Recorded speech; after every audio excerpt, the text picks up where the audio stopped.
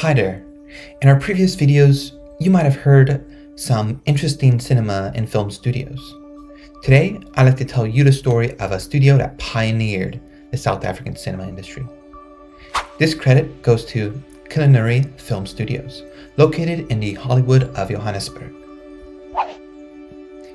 Killarney Film Studios is known as the first motion picture studio in Africa.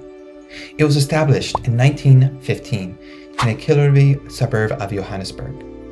It is an important fixture in the South African entertainment industry. It was a must-visit, accessible through a drive down a beautiful and tree-lined Riviera Road. It was built out of unpainted stone and had an attractive facade. Due to the immense contribution of the studio to the early beginnings and development of the South African cinema industry, the Killarney suburb is fondly referred to as the Hollywood of Johannesburg. An important figure in the studio's history is Isidore W. Schlesinger.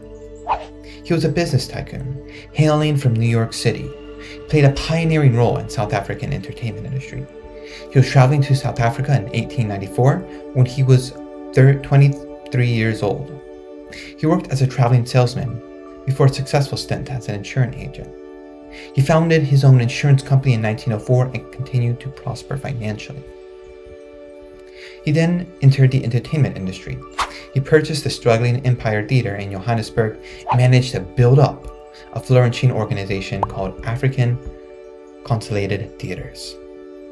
In 1913, he set up African Film Productions, which was commonly referred to as AFP. AFP produced the African Mirror weekly newsreel.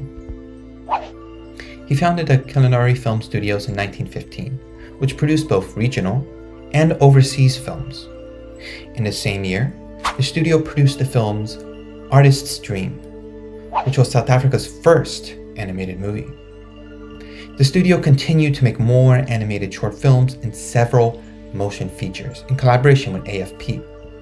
It also made industry safety films and documentaries commissioned by the state. The studio introduced a special effects department in the 40s.